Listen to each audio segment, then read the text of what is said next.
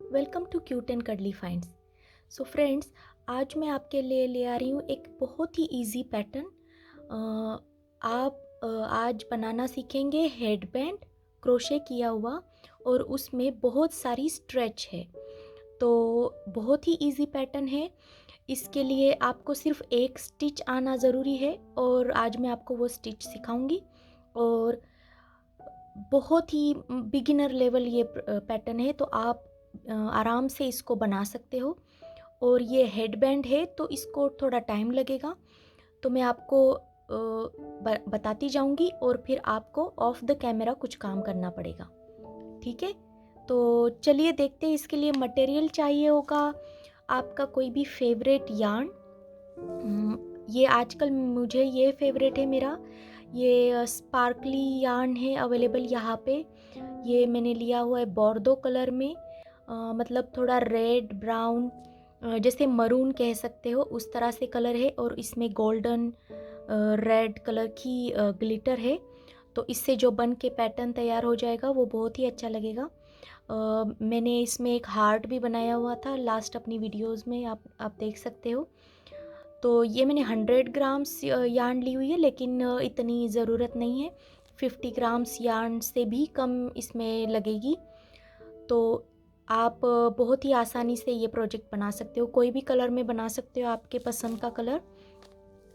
तो ये यार्न जो है, इसके लिए इन्होंने बोला है 4 to 5 मिलीमीटर का हुक मैं यूज़ कर सकती हूँ, लेकिन इसके लिए मैं 4 मिलीमीटर यूज़ करूँगी, क्योंकि इसको थोड़ा मैं स्टर्डी बनाना चाहती हूँ। 5 करूँगी तो स्टिचेस लूज़ होंगी, जिससे जो हेडबैंड है वो लूज़ बनेगा। तो आप भी कोशिश करें कि आपके यार्न के हिसाब से जो छोटा नंबर बोला है वो वाली यार्न हुक आप ले लें। देखिए, मैंने ये अभी 4 मिलीमीटर मतलब जी हुक लिया हुआ है। ये एक नोटेशन होती है जो हम अमेरिकन सिस्टम यूज़ करती है, लेकिन हम अभी ये करेंगे क्योंकि ये इंटरनेशनली ये जाना जाता है, तो ये इजी रहता है बिगिनर्स के लिए। 4 मिलीमीटर वाला हुक ले ले आप, और आपकी फेवरेट यार्न ले ले। तो चलिए शुरुआत करते हैं। ये प्रोजेक्ट जो है ये रेक्टेंगल बनेगा। तो हमने क्या करना है, स्लिप स्टिच डालनी है पहले तो, और स्लिप स्टिच के बाद हम चेन डालेंगे। ये भी मैं सिखा दूंगी। स्लिप स्टिच के लिए हमेशा की तरह आपको यार्न को अपने फिंगर्स पे लपेट लेना है, और पीछे से हुक को डाल के एक लूप आपके हुक पे आ जाएगा, और फिर ये सर्कल को क्लोज कर देना है। ये हो गई हमारी स्लिप स्टिच। फिर ये टेल को छोड़ के इस वाले मेन यार्न को पकड़ के आपको अपनी फिंगर्स पे लेना है। अच्छा, अगर टेंशन आपको सही नहीं आती है तो आप यार्न को एक दो जगह पे लपेट भी सकते हो इस तरह से, या इवन एक भी लपेट सकते हो। उससे होगा कि आपकी यार्न इस तरह से फ्लो होती जाएगी और आपको बार बार खींचनी ना पड़ेगी। आप जिस तरह से कंफर्टेबल हो उस तरह से यार्न को होल्ड कर सकते हो। मैं मोस्टली इस तरह से तीनों उंगलियों से पकड़ती हूँ, या अगर कभी फास्ट क्रोशे करना है देन मैं इनको इस तरह से लपेट लेती हूँ।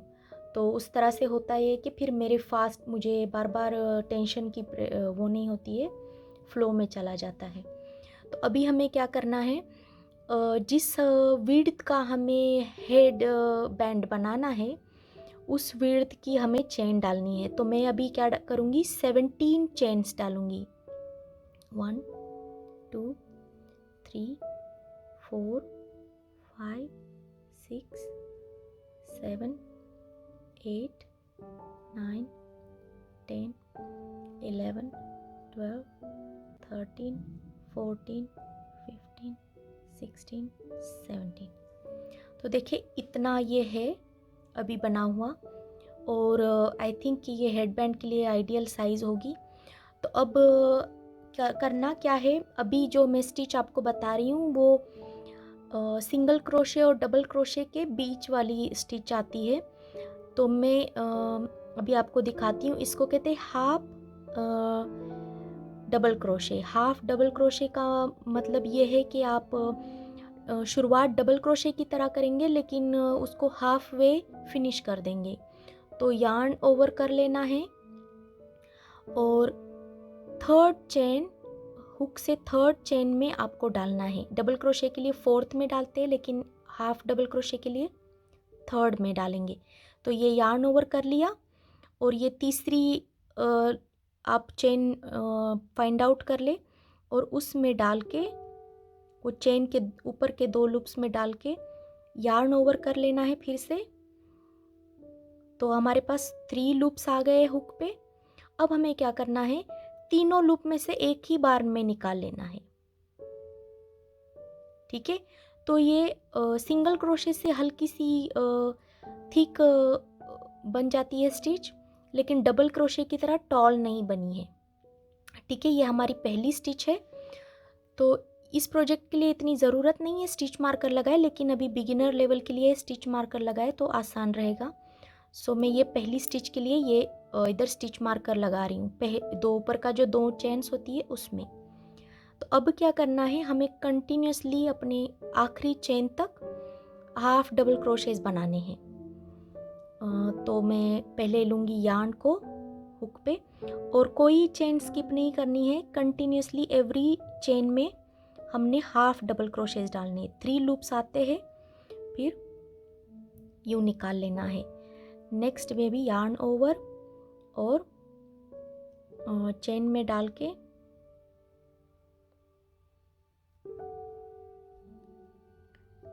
फिर एक बार यार्न ओवर करके तीनों लूप्स में से एक साथ ही निकाल लेना है। बस आपको अभी ये पूरी लाइन में यही करता रहना है। एंड आखिरी स्टिच के बाद मैं आपको दिखाती हूँ। सो देखिए फ्रेंड्स, 17 चेन डालने के बाद मेरे ये हाफ डबल क्रोशेस बन के रेडी है 15, और अभी ये लास्ट वाला भी कंप्लीट है। तो अब नेक्स्ट रो के लिए जाने के लिए मैं क्या करूँगी, चेन 2 चेन डालेंगे और वर्क को टर्न कर लेंगे, क्योंकि हमने अब इस पे काम करना है। अब हमें क्या करना है, नेक्स्ट राउंड के लिए जाते हुए हम क्या करेंगे कि अभी ये देखते हैं, ये जो चेन की जो फॉर्मेशन है, हमें क्या करना है, बैक लूप में काम करना है। तो यहाँ पे देखेंगे कि आपको ये वी की तरह चेन्स नज़र आती है, उसमें से ये जो पीछे वाला जो होता है उसमें हम इंसर्ट करेंगे। तो पहले यार्न ओवर कर लेते हैं, क्योंकि ये हाफ डबल क्रोशे है। पहली चेन जो बनी हुई है उसमें मैंने बैक लूप में डाला है और मैंने फिर से यार्न ओवर करके 3 लूप्स आते हैं मेरे अभी हुक पे, उसके बाद मैंने यार्न ओवर करके तीनों में से निकाल लेना है। ठीक है, ये हमारी पहली स्टिच बन गई। अगर आपको लगता है कि आपको इधर स्टिच मार्कर लगाना है तो आप लगा सकते हो। I think I can go further like that. तो फिर ये मैं ऐसे ही बिना स्टिच मार्क करके ही जा रही हूँ। अभी ये क्या करना है, फिर यार्न ओवर करके नेक्स्ट चेन के लिए फिर से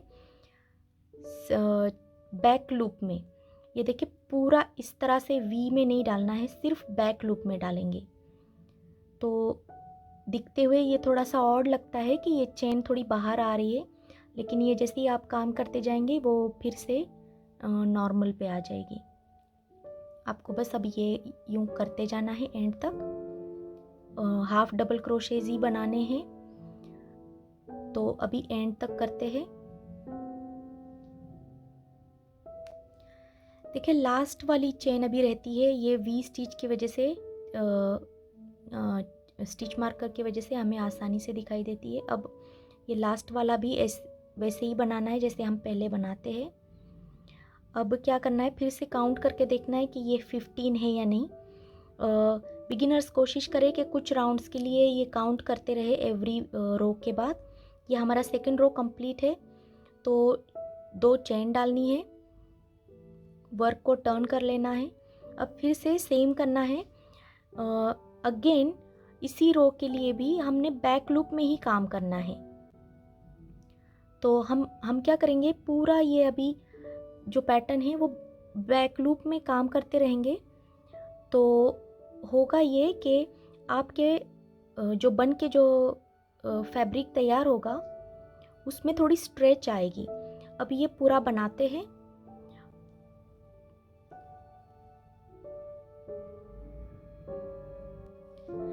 देखिए हमारा जो 17 चेन के बाद और 15 हाफ डबल क्रोशेस के बाद अराउंड 7 सेंटीमीटर की विड्थ का ये हेड बैंड बनेगा।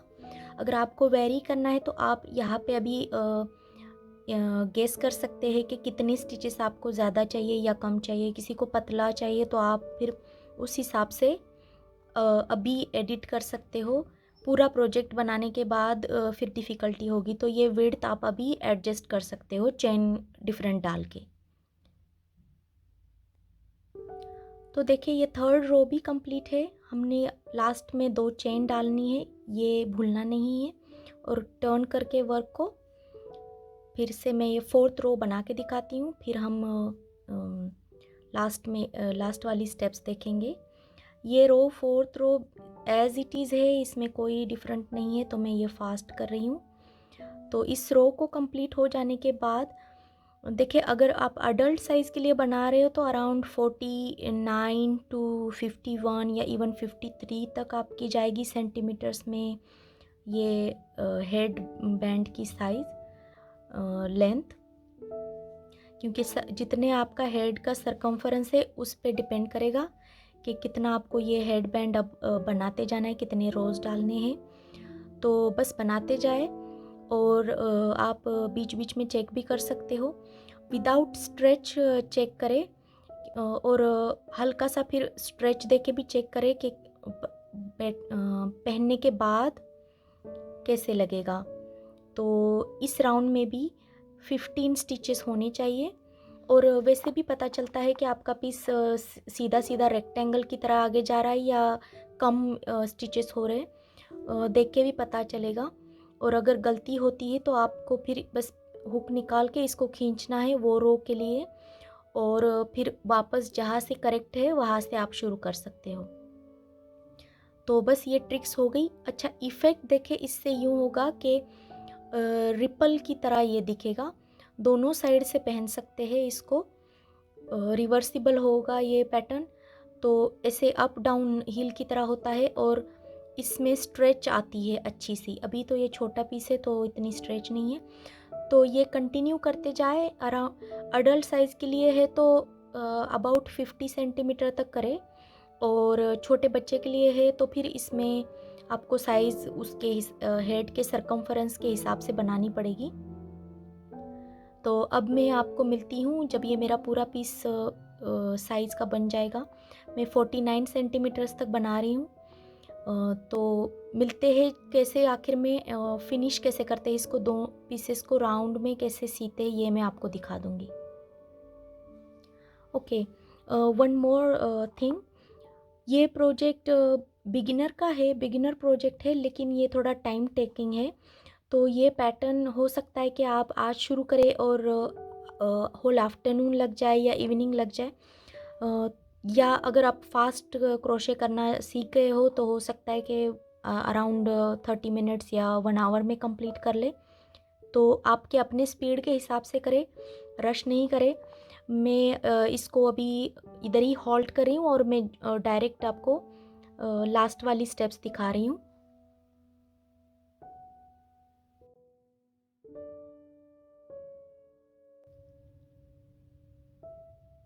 So welcome back.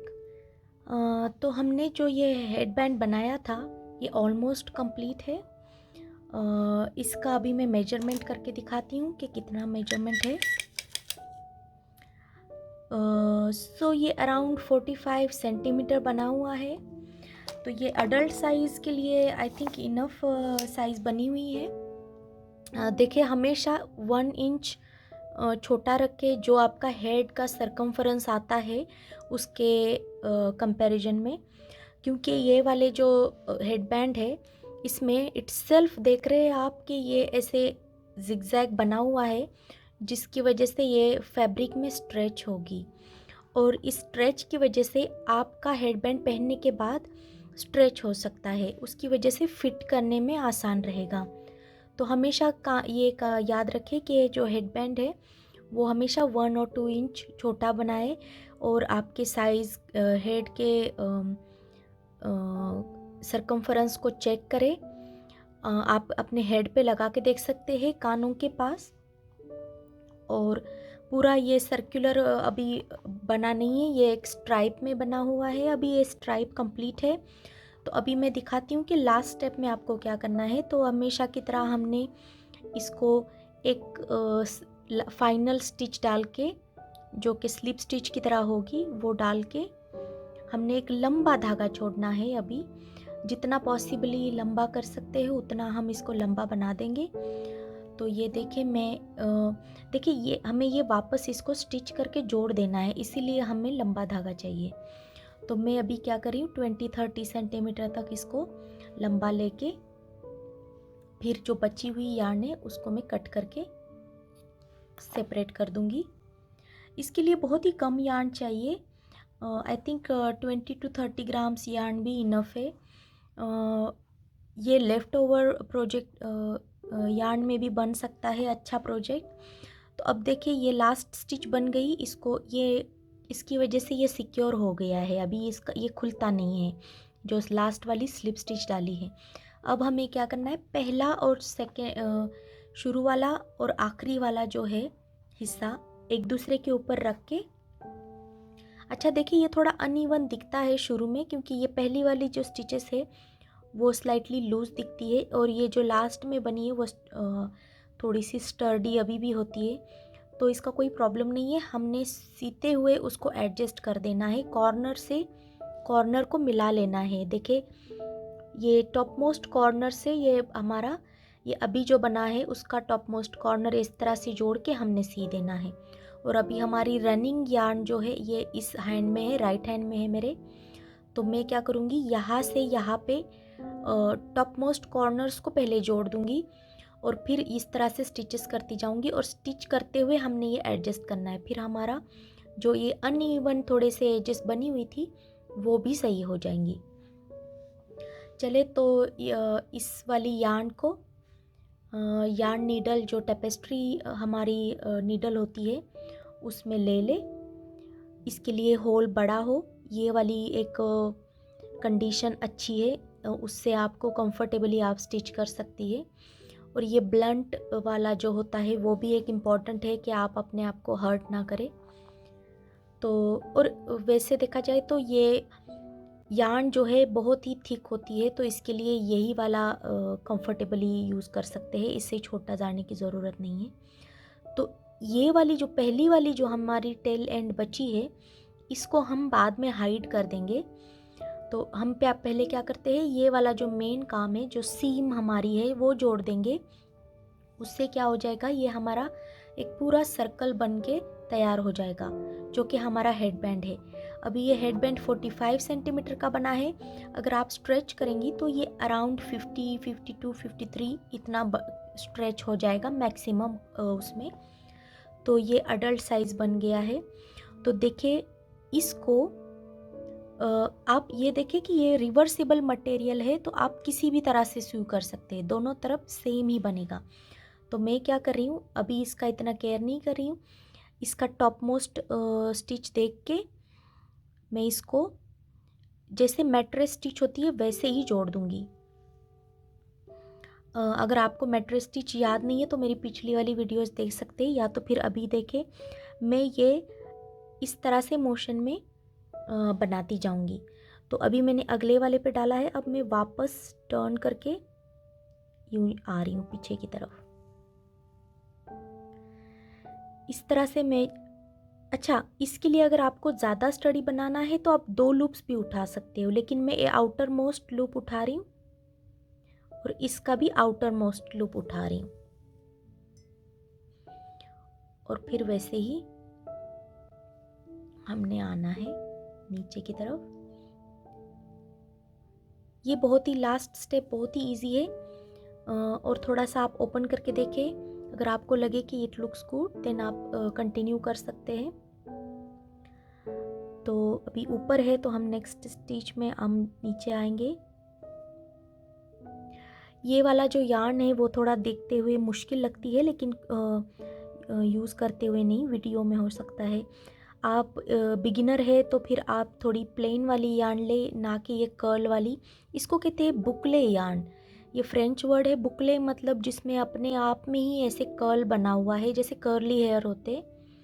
लेकिन अगर आपको थोड़ा सा टेक्सचर चाहिए हेडबैंड के लिए तो ये बहुत ही अच्छा है। और इससे मैंने अभी नोटिस किया है ये हेडबैंड बनने के बाद कि काफ़ी स्ट्रेची सा मटेरियल है और ये वापस अपने फॉर्म में चला जाता है। देखिए कभी कभार स्ट्रेच ख़त्म हो जाता है तो ये लूज़ होने के चांसेस है, इसीलिए ये थोड़ा सा ये बुकले यार्न जो है वो यूज़ करने से इसका स्ट्रेच जो है कुछ ज़्यादा दिनों के लिए बना रहेगा। इसमें कोई हम इलास्टिक वगैरह नहीं डाल रहे हेडबैंड में, तो ये इसका स्ट्रेच जो है अब फैब्रिक पे ही डिपेंडेंट है। तो अभी देखिए ये अभी ऑलमोस्ट बन के तैयार हो रहा है। और ये जो है हमने स्टिच ऐसी सिलेक्ट करनी है जिससे हमेशा स्ट्रेच वापस जाए, जैसे ही हेडबैंड निकालेंगे वो ओरिजिनल स्टेज में चला जाए। तो ये वाला हमने हाफ डबल क्रोशे में हमने ये बनाया है पूरा हेडबैंड, और हाफ डबल क्रोशे और बैक लूप में हमने काम किया हुआ है। उसकी वजह से ये हमारे पास अभी थोड़ा टेक्सचर वाला हेडबैंड तैयार है। अगर आप बैक लूप में ना काम करते तो फ्लैट सरफेस बन जाता। फ्लैट सरफेस भी कभी कभी काम आता है, लेकिन हमें इस प्रोजेक्ट के लिए स्पेशली मुझे लगा कि ये वाला पैटर्न जो है बहुत अच्छा रहेगा। मैंने बहुत हेडबैंड्स ट्राई किए हुए अभी तक, ये मेरा फेवरेट अभी तक का है। मैं आपको और एक एग्जांपल दिखा दूंगी। ये देखिए लास्ट अभी स्टिच थी, जो शुरू में अनइवन लगा वैसे कोई नहीं, कोई स्टिचेस में गलती नहीं है। ये देखिए ये बन के तैयार है। अब क्या करना है, अभी भी लेफ़्ट ओवर यार्न है और हमने क्या करना है, ये वाला थोड़ा और स्टर्डी बनाना है। देन हम क्या कर सकते हैं, फिर से वही स्टिचेस को सिक्योर करते जाना है। तो हम क्या कर सकते हैं, अप डाउन कुछ स्टिचेस तक हम बनाते जाएंगे एंड फिर हमारा ये पैटर्न कंप्लीट है। मैं थोड़ी सी अप डाउन स्टिचेस करूँगी और बाद में इसको लेफ़्ट ओवर यार्न को मैं कट करके रख दूँगी। तो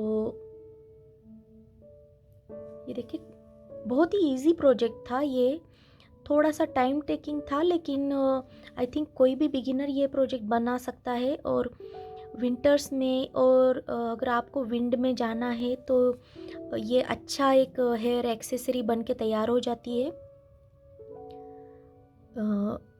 ज़रूरी नहीं है कि आपको हर चीज़ शॉप से ही मिले, आप घर में ही अपना एक बना सकते हैं प्यारा सा पैटर्न, और अपने हिसाब से अपनी कलर चॉइस के हिसाब से।